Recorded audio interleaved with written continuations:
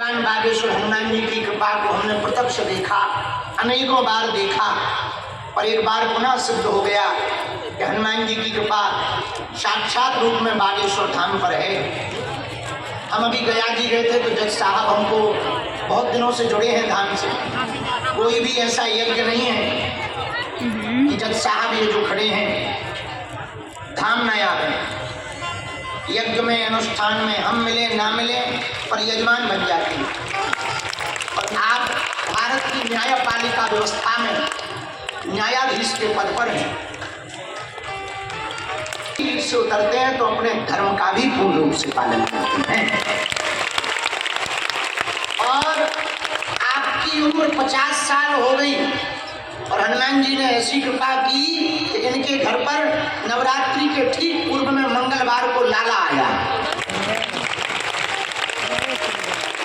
माता जी जब भी मिलती थी बड़े दैन्य भाव में खूब उलाहना सुनाती थी। गांव वाले घर वाले न जाने क्या क्या कहते थे, बांझ है, कोई वंश नहीं है, न तेरा कुछ हो पाएगा, न जाने क्या क्या बोलती थी। इनकी हमेशा आंख में आंसू भरा रहता था, लेकिन उन्होंने कभी अपनी श्रद्धा नहीं तोड़ी। लगभग 2-3 साल जब हम पहली बार बिहार गए थे, नौबतपुर तरेत पालीमठ, तब से उसके पहले से आप जुड़ गए थे। तब से अनवरत आपने ना नियम छोड़ा ना पेशी छोड़ी, छुट्टी ले ले करके आप बालाजी की चरण शरण में आते रहे। हनुमान जी और सन्यासी बाबा ने ऐसी कृपा की, इनके घर पर हनुमान जी की कृपा स्वरूप पुत्र योग हुआ है। और आज से हम इस व्यासपीठ के द्वारा हनुमान जी को दंडवत प्रणाम करते हुए उस बालक का नाम, वैसे तो हम साधना में हैं फिर भी हम कहेंगे हम एक बार स्पर्श कर लेते हैं, लाला को ले आओ, कुछ लाला को दे देते हैं अपनी तरफ से। जैसी आपकी हनुमान जी ने सुनी है, बालाजी सबकी वैसी सुने। सीताराम सीताराम सीताराम।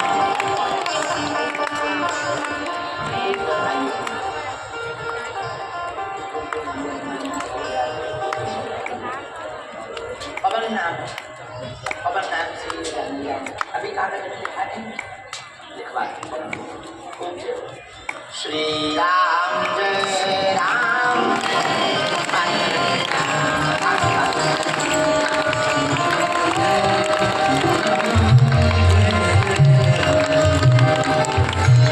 मंगल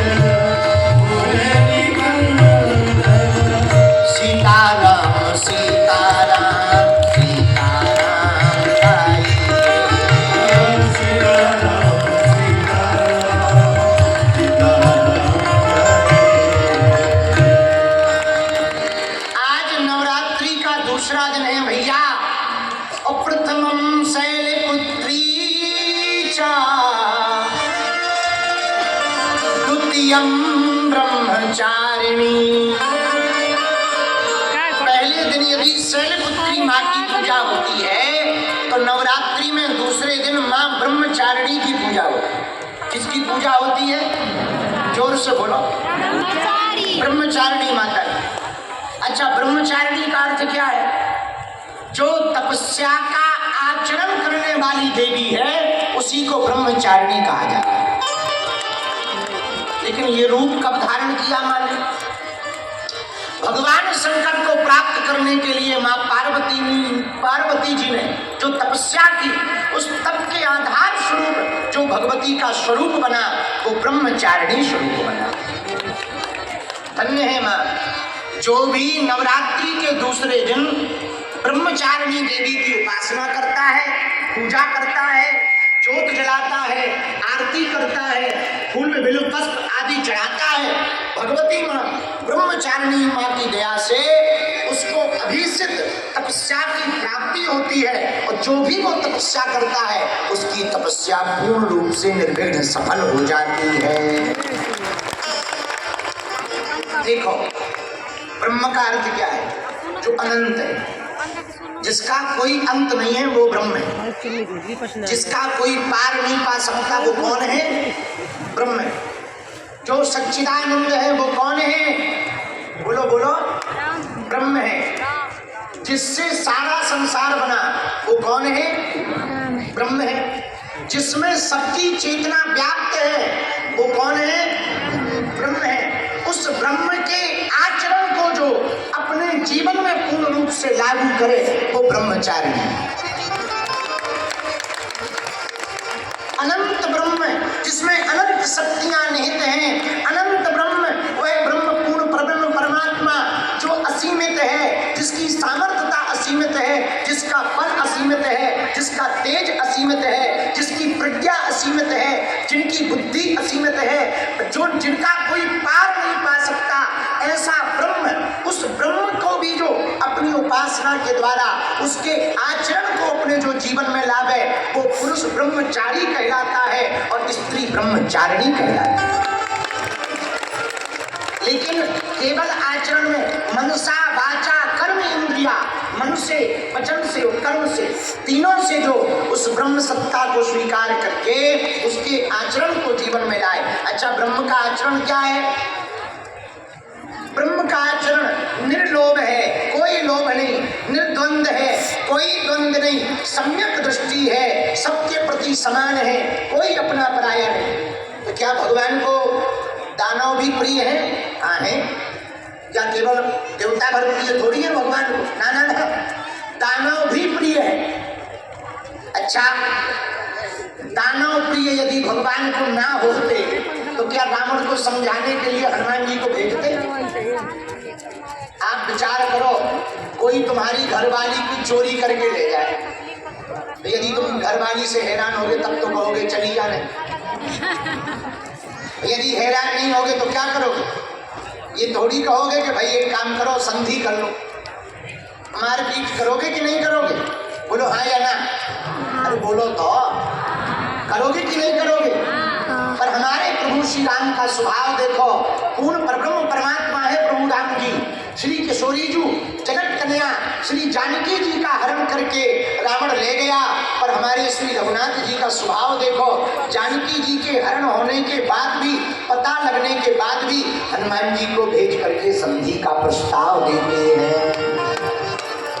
ये ब्रह्म है जिनके अंदर कोई बंध नहीं, ना काहू से दोस्ती ना काहू से बैर, ना तो किसी से दोस्ती ना बैर, जो आ जाए सो भगवान।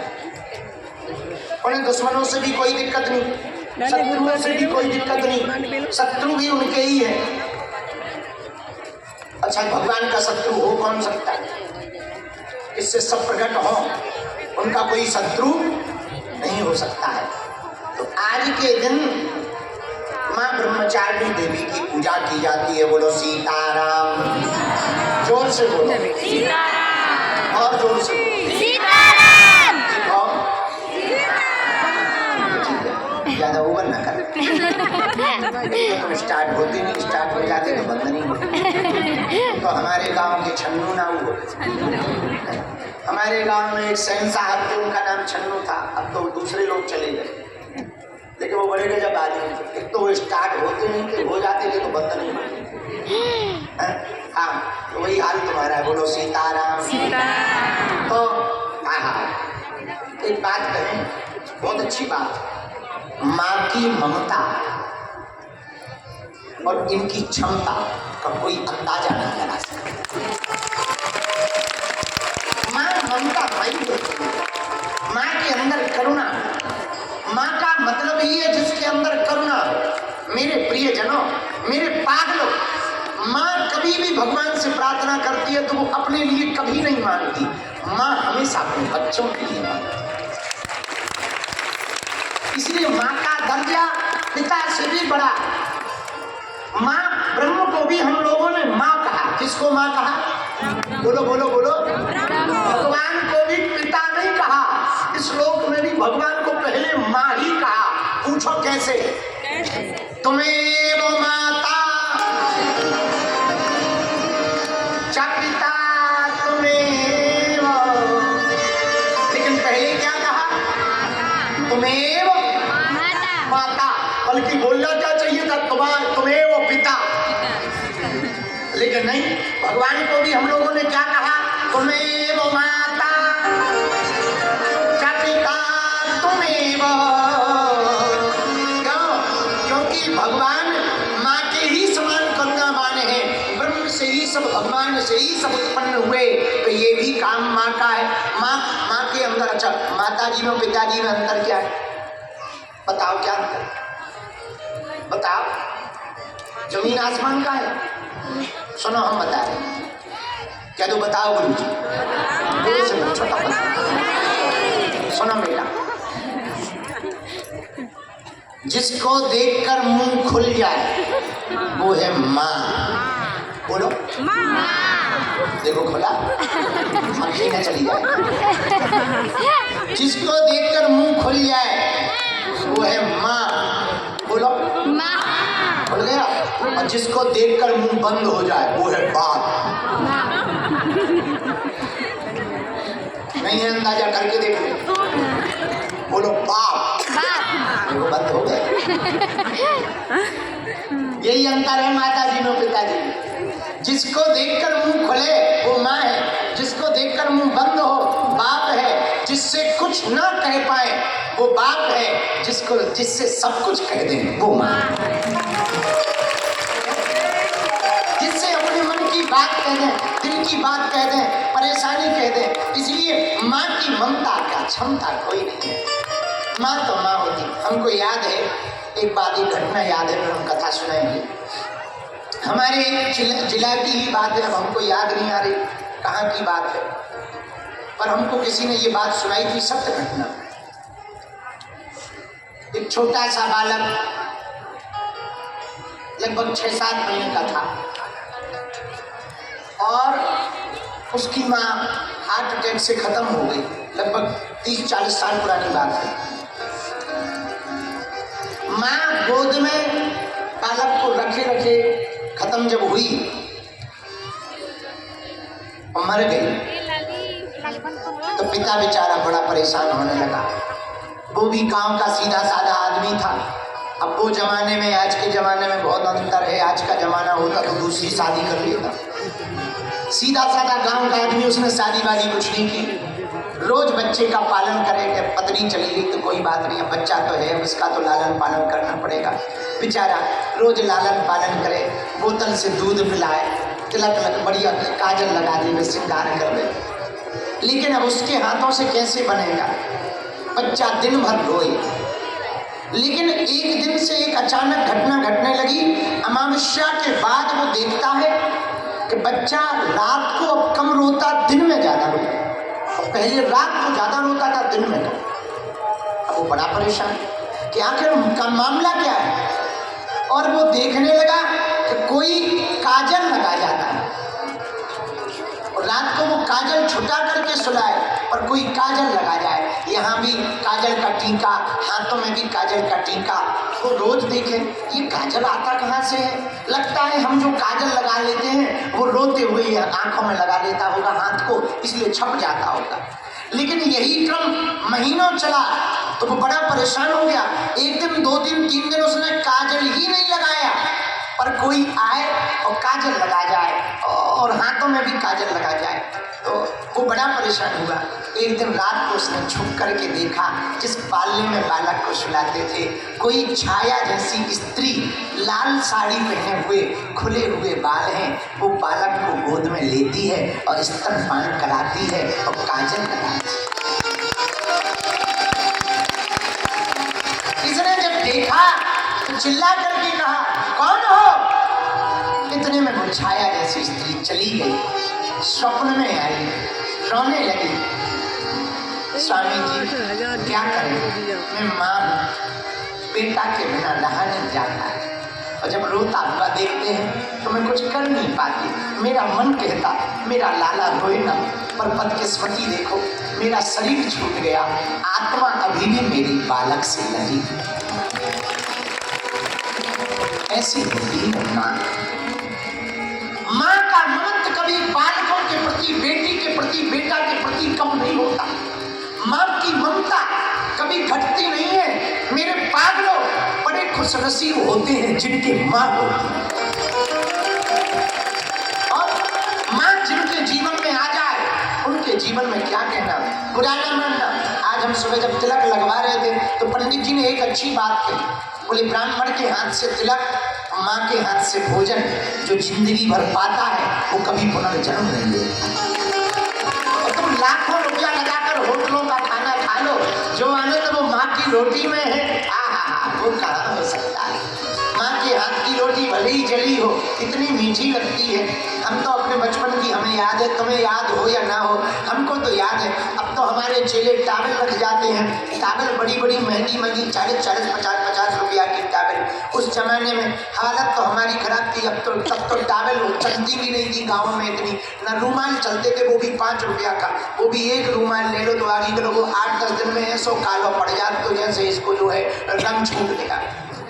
तो आज तो टावल आ गए। उस जमाने में तो टावल को रूमाल कुछ होते नहीं थे, हालत खराब थी। पर भैया हमको आज भी याद है, ये महंगी टावल क्या हमारे मुंह को साफ कर पाएगी, जो माँ के पल्लू से जब हम सुबह मुंह धोकर के माँ के पल्लू से साफ करते थे, वो खुशबू आज तक मन में है, वो खुशबू आज तक चित्त में है। और अब तो आँखी में कोई कचरा चला जाता है तो चेले तुरंत ड्रॉप ले आते हैं, आँखी लाल हो जाती है, ड्रॉप ले आते हैं। हमें याद है हमारी बचपन में माता जी जब आँख में कुछ लग जाए या आँख में कुछ चला जाए तो वो साड़ी के पल्लू को ऐसे उमेटती, ऐसे फूंक लगाकर आँखी में लगा देती थी।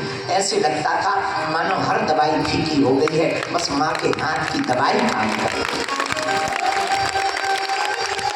इसलिए माँ की ममता का कोई जोर नहीं है, माँ की क्षमता का भी कोई जोर नहीं है। मेरे पागलों, माँ जन्म भी देती है, माँ जीवन भी देती है, माँ संस्कार भी देती है। माँ तो वो है जो अपना सब कुछ दे देती है। इसलिए माँ के जैसा कौन और हो सकता है। तो धन्य है हम आप सब नवरात्रि के पावन पर्व पर भगवती के पावन मंगलमय उत्सव को हम सब गा रहे हैं। ऐसी भगवती पराम्बा जो देवताओं के भी काम है। एक बार राम जी ने रावण को मारा, सबको पता ही है। राम जी ने किसको मारा? जोर से बोलो।